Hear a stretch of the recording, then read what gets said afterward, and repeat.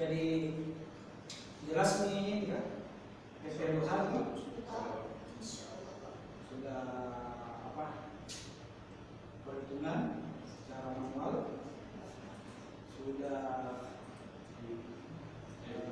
EBD, sudah feeling sampai di situ. Ya kalau KPD 1 sampai di situ sudah kita hitung, kita bayar, kita lapor.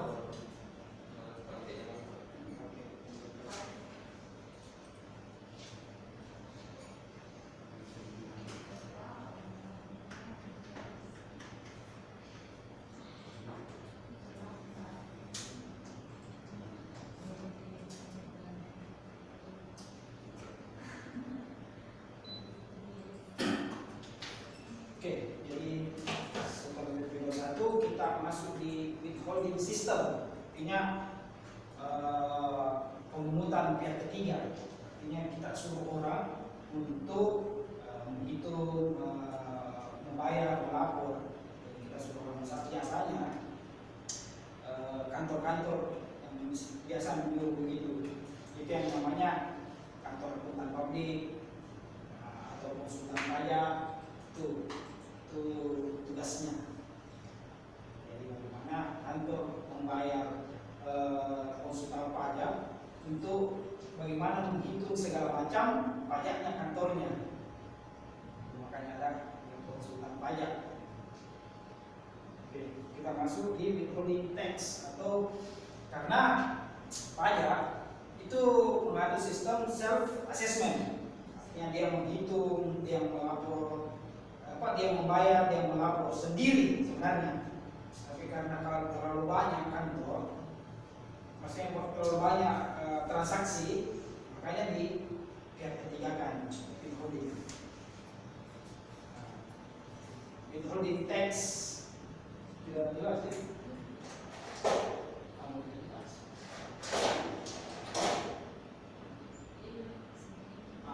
Bagaimana withholding, pemotongan atau pemungutan, di mana pemerintah memberikan kepercayaan kepada wajib pajak. Artinya pemerintah memberikan kepercayaan kepada kantor sebagai wajib pajak untuk menghitung sendiri, karena mengandung sistem self assessment itu. Jadi withholding system itu dia yang suruh orang kerjakan, bahasa sehari-harinya dia suruh orang kerjakan pajaknya. Atau orang bilang di pihak ketiga kan.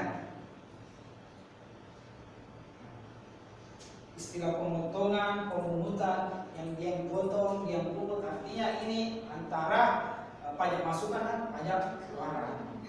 Itu saya istilah pot sama put, potongan dan pemungutan, pot-put. Pajak potongan, pajak pemungutan, atau pajak masukan, pajak keluaran. Itu. Sampai di sini ada yang bertanya tentang sistem withholding system tax.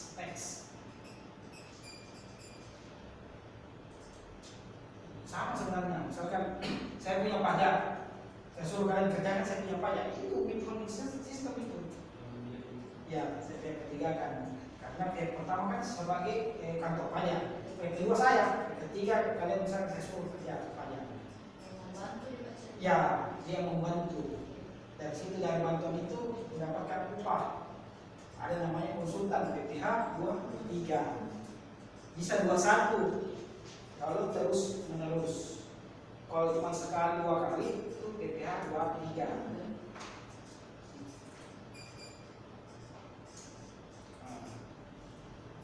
Withholding system dalam pintas pemerintah untuk memungut pajak, artinya begini. Ada yang namanya perkumpulan konsultan pajak, IKPI, Ikatan Konsultan Pajak Indonesia. Artinya jalan pintasnya bagaimana? Pemerintah tidak langsung ke wajib pajak.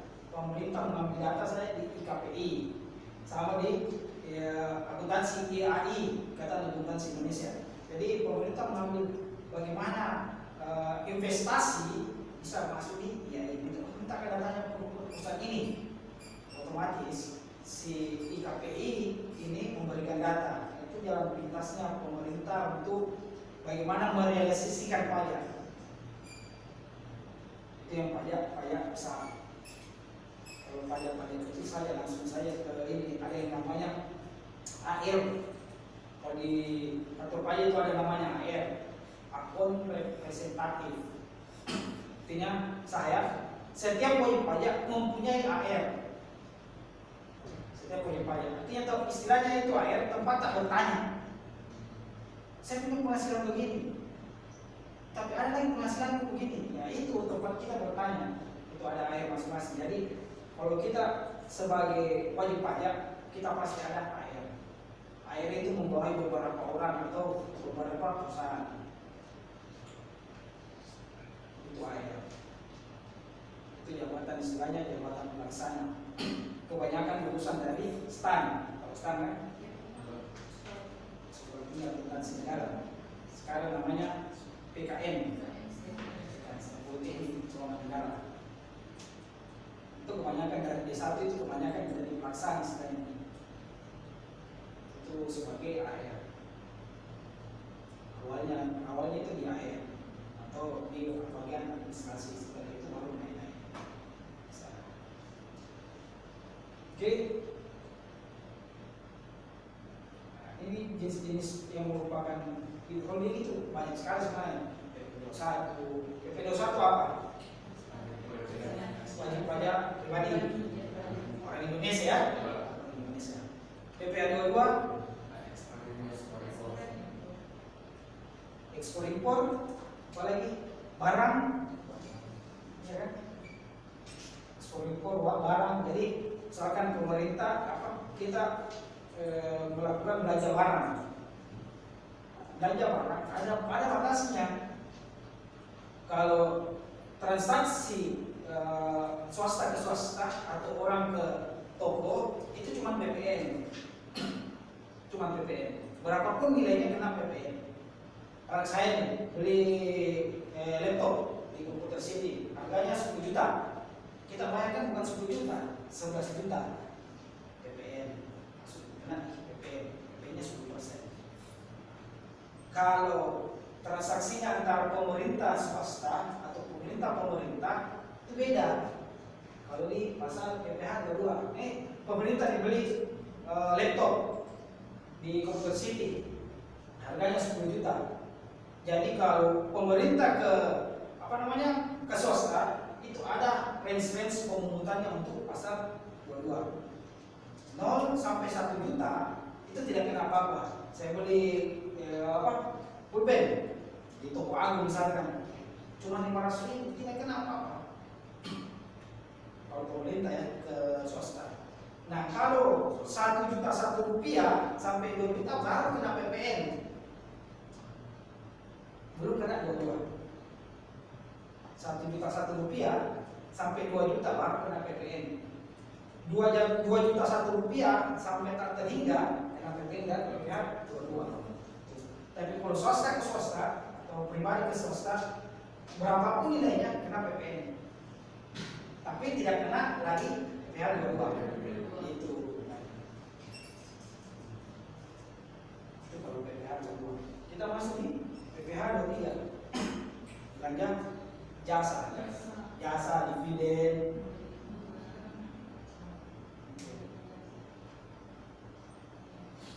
Berapa nilainya? Jasa 2%. Jadi misalkan berapapun sama juga ini PP23, berapapun nilainya itu kena. Misalkan saya mau fotokopi jasa kan, dia tidak, memang ada barangnya, tapi yang kita cuma suruh kerjakan jasanya, suruh fotokopi. Sambil cetak, saya suruh cetak buku, bukan bukunya yang dihasilkan, bukan bukunya yang saya beli, jasa cetaknya. Nah itu berapapun nilainya kena 2%. 10.000 pun kena 2%. 10.000 kena 2%. Itu PPh 23. 26. Apa yang 26? pajak orang luar negeri, orang yang bekerja di Indonesia tidak lebih 183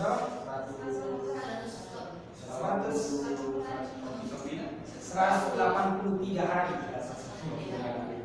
Tidak lebih dari 183 hari. Kalau lebih dari 183 hari dia dirubah dari 26 menjadi 21. Tapi dilihat dulu 183 hari ini pernah tidak dikembalikan ke negaranya. Kalau pernah itu masih tetap masih 2. Nah, berapa nilainya? Berapa apa namanya? Nilai ini? Nilai potongannya. Berapa nilai potongannya kalau kira-kira 26? Yang bilang, oh orang pajak orang luar negeri yang kerja di Indonesia tidak lebih dari 183 hari. Berapa nilainya? Nilai potongannya. Berapa?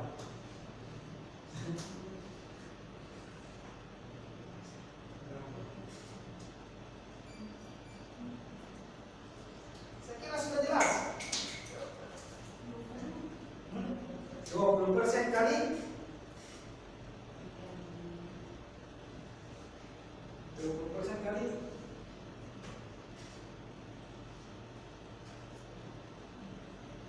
ada spidol. Ada spidol.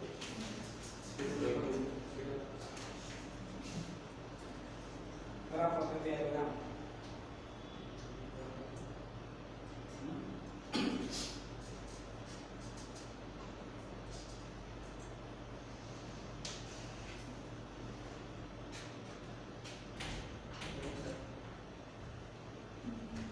Kalau gajinya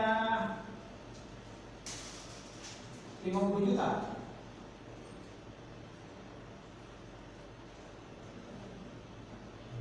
Benar. Jadi 50 juta.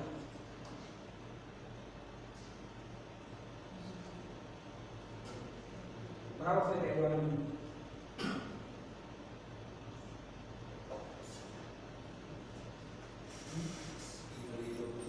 Ya, 20% kali 50%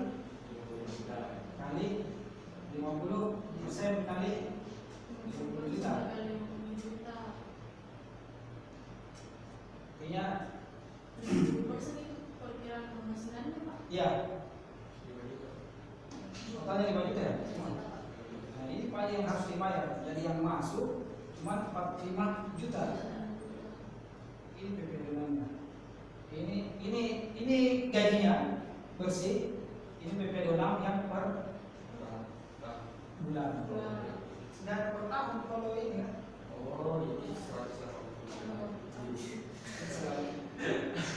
Tidak per bulan, tidak per tahun kalau PPh 26. Kapan dia lewat 183 hari masuk di 21. Dan lagi PPh 26.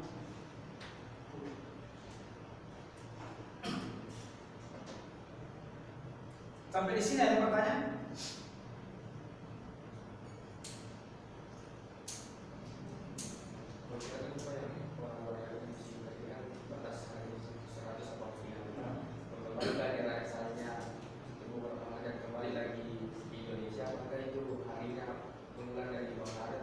Mengulang? Iya.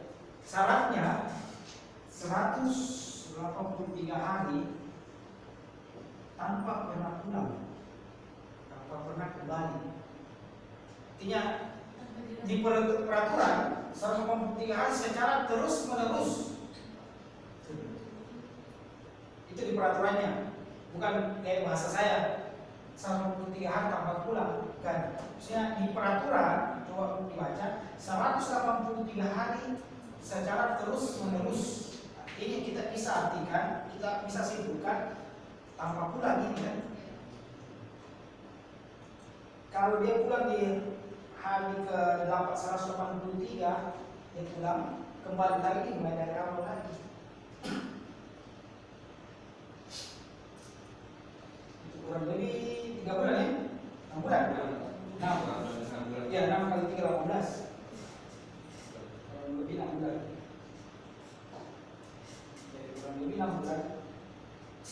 terus menerus. Itu bahasanya di peraturan.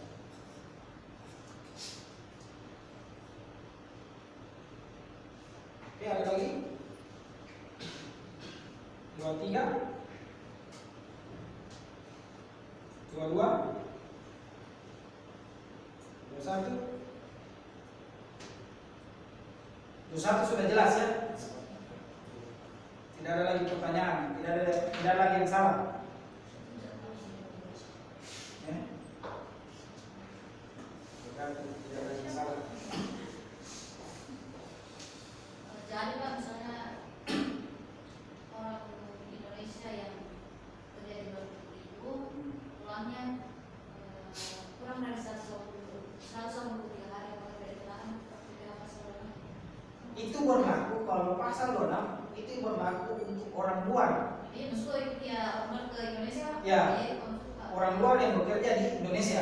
Ya. Apakah tidak berlaku Pak seandainya kurang misalnya 100 hari lah Pak kembali ke negaranya, apakah tidak dikenakan pasal 26? 26 tetap 26 kan kayak gini. Ini kurang lebih 9 bulan. Iya Pak. Nah, dia cuma kerja 5 bulan. Misalkan ya, dia kerja 5 bulan. Jadi 5 bulan selama 5 bulan gajinya misalkan 50 juta per bulan. Jadi selama 5 bulan dia bayar per bulannya 5 juta gaji. Ini gajinya dia terima selama 5 bulan. Padahal range-nya 6 bulan misalkan ya, kurang lebih 6 bulan. Kecuali kalau dia lewat 183 hari, baru kita bukan lagi 26, diukur ke 21.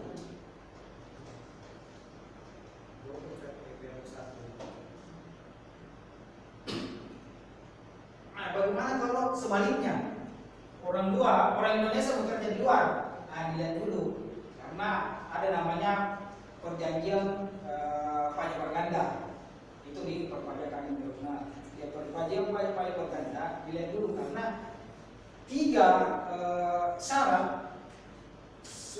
syarat negara berhak memungut pajak. Warga negaraan, sumbernya itu sumber penghasilan, dengan apa yang namanya rumahnya, tempat tinggal. 3 syaratnya. Jadi bagaimana misalnya saya orang Indonesia kerja di Singapura, tapi saya rumah di Malaysia, bagaimana itu? Siapa yang berhak? Iya kan? 3 syaratnya terpenuhi semua. Indonesia bilang saya harus warga negara. Singapura dia ambil uang di saya, sumbernya. Singapura dia tinggal di Malaysia, dia tinggal di Malaysia. Apa saya dapat? Ya, maka itu digunakan P3B, perjanjian pajak berganda. Dilihat dulu yang mana yang paling di dalam perjanjian, lagi-lagi kembali di perjanjian siapa yang berhak dari 3 ini. Bisa jadi Singapura yang berhak, bisa jadi Malaysia, bisa jadi Indonesia. Dilihat dari perjanjiannya. Karena 3 negara ini berhak dari sisi kewarganegaraan, dari sisi tempat tinggal, dari segi sumber berhak. 3-tiganya negara ini berhak. Tapi yang harus kalian ketahui, kalau sudah dipotong di luar, misalkan yang berhak Singapura, sudah dipotong di luar, kita tidak berhak lagi membayar di sini. Kita cuma melaporkan saja. Jadi intinya pelaporan tidak ada pembayaran, kecuali kurang bayar. Bukan pembayaran.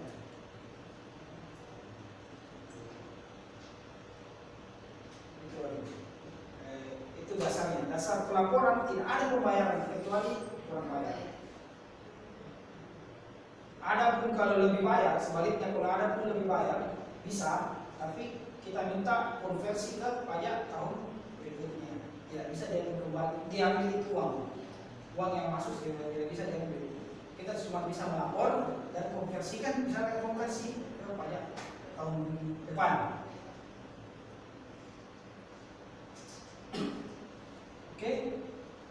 21, 22, 23, 26. Pasal 4 ayat 2. Pasal 4 ayat 2 ini bersifat final. Artinya pada saat transaksi itu langsung dibayar.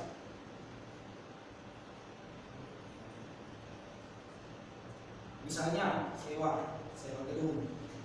Saya mau sewa Polinas, ruangannya misalkan. Saya mau Polinas. Nah, saya dikenakan pasal 4 ayat 2. Nilainya 10%.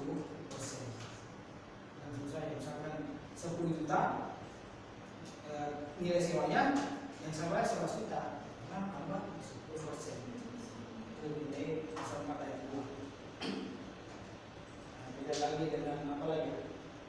Penghasilan dari saham, bursa efek, deposit, bunga deposit. Itu kalau pasal 4 ayat 2.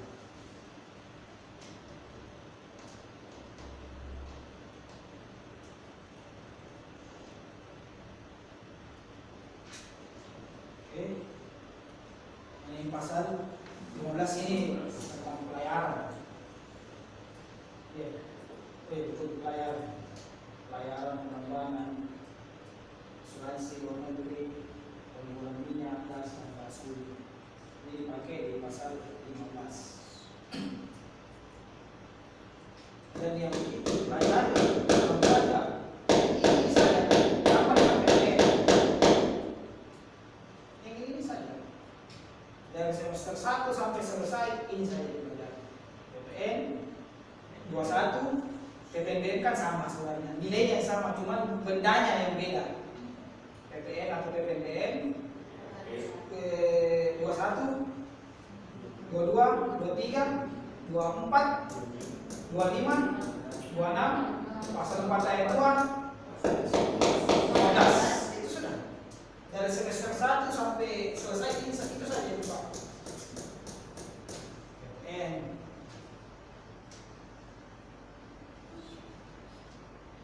Jadi cuma 9 pasal yang wajib kalian pahami. PPN, PPNBM, PPN 21, 22, 23, 24, 25, 26, pasal 4 ayat 1, pasal 15. Itu saja yang wajib kalian kuasai. Saya juga selain dari itu saya masih agak bingung karena yang sering saya pakai itu 9 pasal itu.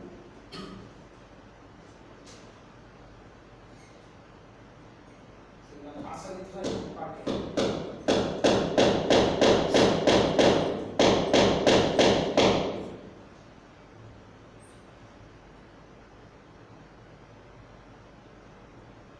Ada yang mau tanya? Ya.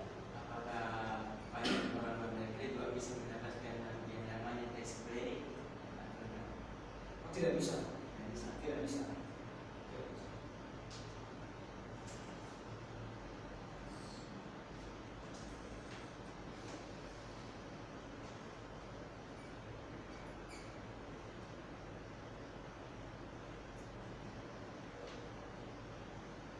Jadi misalkan pemain bola, kan banyak pemain bola yang di Indonesia sama. 6 bulan pertama dia kena pasal 26. Masuk bulan ke-7 jemput ke 21. Jadi 2 kali. Bulan 1 sampai bulan 6 dia 26.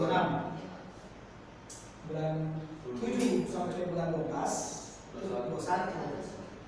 Jadi 2 kali kita hitung. 26-nya dulu baru 21. 21-nya jangan dikali 12. Dikali sesuai 6 bulan misalkan, 6 bulan. Atau cuma misalnya dia 4 bulan ya kali 4 bulan.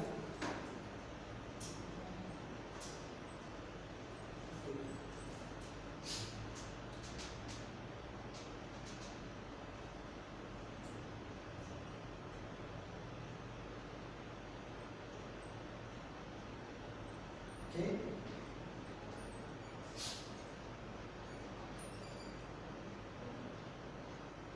ada yang masih belum jelas?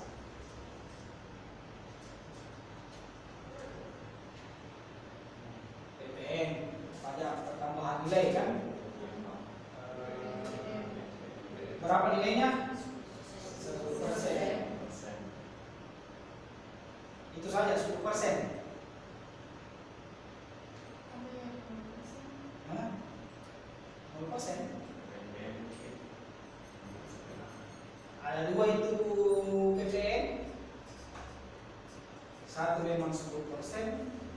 Itu jadi untuk PPN kita bahas biar tidak ada di sini, kita bahas saja PPN. Sebenarnya nanti untuk PPN nanti PPN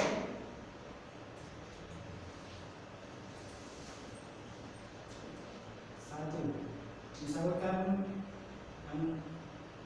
10 juta, berapa PPN-nya? 1 juta. Yang kedua 10 juta, berapa lagi PPN-nya?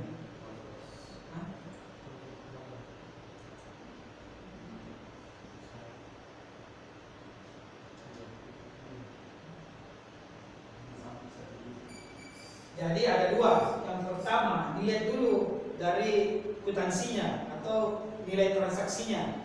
Kalau 10 juta ada keterangan harga sudah termasuk PPN, baru tetap dia membayar 10 juta nilainya. Ini kan jadi 11 juta. Ini karena harga belum termasuk PPN ini. Jadi 11 juta dibayar. Yang kedua, ini harga termasuk PPN, artinya dicari dulu BPP-nya, dasar pengenaan pajak. Bagaimana caranya? 100%.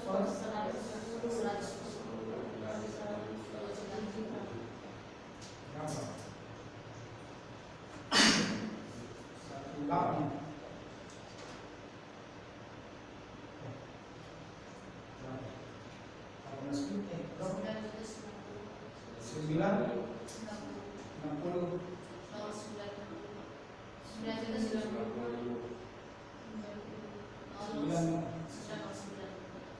Jadi PP-nya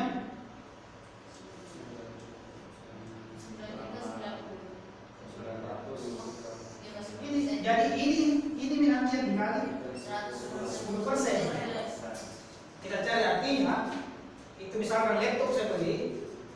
Nah, harga termasuk pajak, artinya laptop itu harganya ini 9.090.000 sekian. Nah, karena ada pajak ini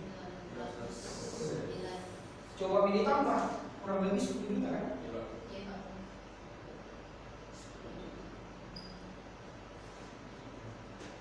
Itu kalau harga sudah termasuk pajak atau orang bilang pajak atau termasuk PPN bisa. Nah, kalau belum termasuk artinya kita harus bayar PPN langsung dikali 10%. Nah, kalau belum termasuk pajak, apa sudah termasuk pajak, kita cari nanti PPP-nya.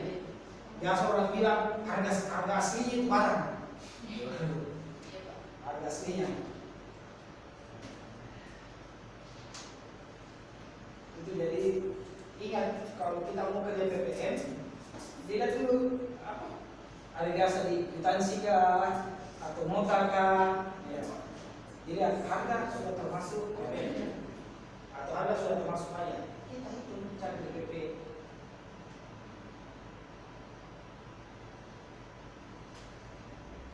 Kalau belum termasuk ya langsung saya sekali 10%. Nanti kita harus membayar senilai 11 juta. Kalau yang di bawah, yang kedua, yang itu kita bayar 10 juta karena harga sudah termasuk PPN di dalamnya. Jadi barangnya misalnya laptop harganya ya harga aslinya sebenarnya 10 juta, 9 juta sekian. 100 per 110.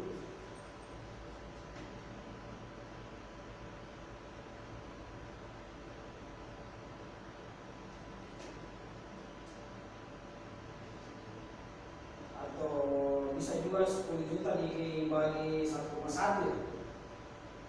Kalau komunikasi mudah tuh. Ini mati.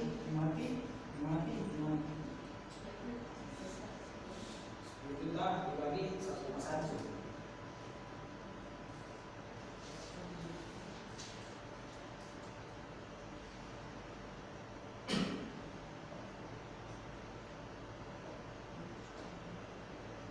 Oke.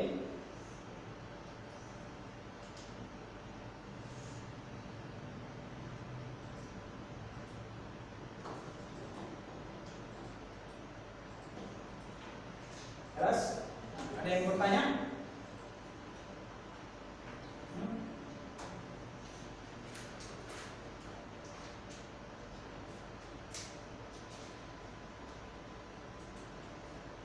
Yang bertanya?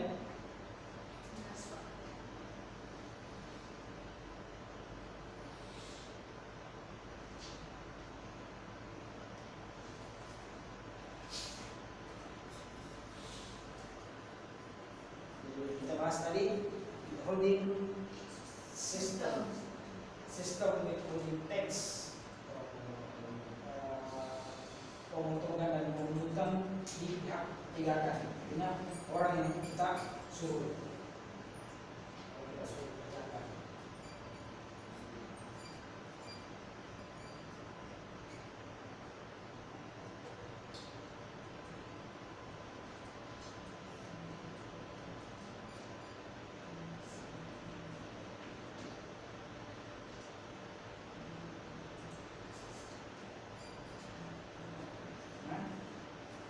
Sudah jelas?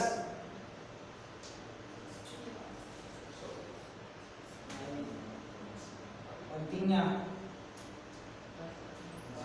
pemusuhan pajak dan sistem withholding system, artinya sangat membantu pemerintah untuk merealisasikan rencana penerimaan negara, dalam hal ini pajak. Yang tadinya orang tidak tahu membayar pajak segala macam, kalau bukan kan biasa orang malas ke kantor pajak, dia suruh orang untuk menghitungkan apa segala macam. Itu makanya sangat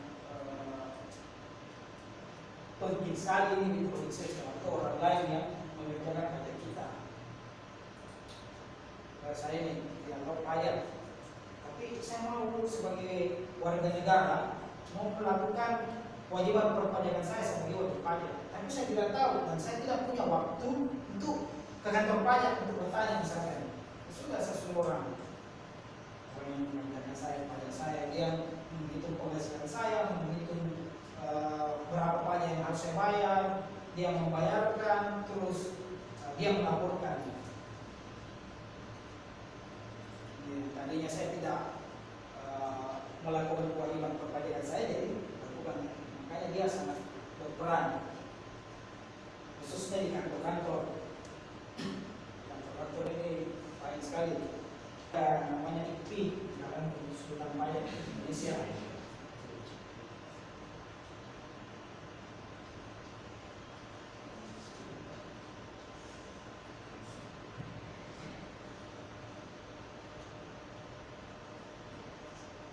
Tapi tidak semudah orang itu mau mengerjakan payahnya orang sebenarnya.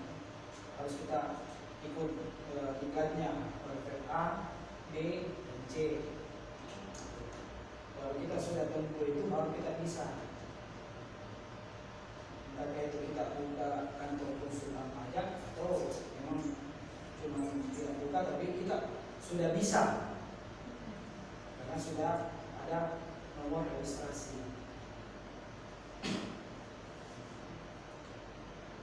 Saya pun sebenarnya belum bisa, karena saya tidak pernah ikut. Itu dikatakan. Saya masih belum penting, mending saya lanjut istri saya. Mengikuti kalau itu kan nanti menyusul.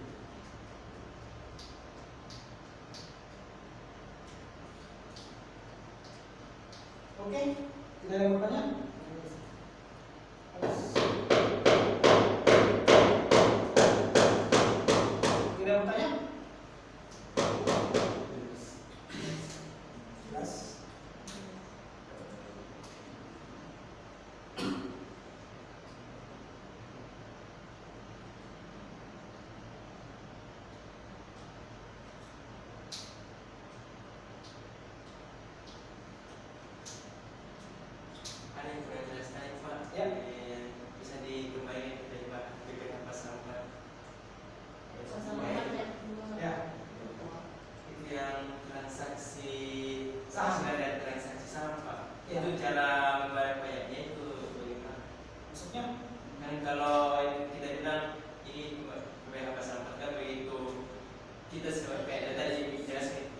sebagai nanti dibayar pajaknya. Ya, Kalau untuk transaksi saham itu bagaimana? artinya begini, transaksi saham, misalkan kalau yang saham kan begini, kita beli 1.000, tapi kita terus naik, baru kita membayar. Misalkan ada selisih yang tadinya kita beli 1.000, nah jadinya itu kalau kita menjual 1.500, 500-nya itu dikali 10%. Itu maksudnya. Bukan 1.000 pas kita beli langsung dibayar tidak. Maksudnya begini, bersifat final satu tarif tunggal ya 10%. Setelah transaksi langsung dibayar, itu bersifat final. Tidak ada syarat lain lagi. Bersifat itu istilahnya. Nah, kalau yang tadi PPh pasal 22 kan ada syarat-syaratnya. PPh 23 itu ada syarat-syaratnya. Ya kan? Syaratnya misalnya PPh 23 dipotong, tetapi dilihat dulu apakah dia dipotong PPh 21 atau tidak. Nah itu. Makanya dia bersifat final. Yang pasal 4 ayat 2. Tidak ada lagi syarat-syarat lain. Saya sewa gedung 10 juta, yang saya bayar 10 juta plus 1 juta pajaknya. Tidak ada syarat lain itu. Karena dia bersifat final.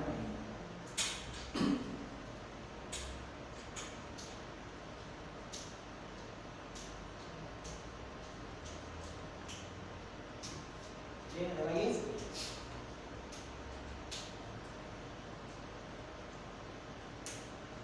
Lagi?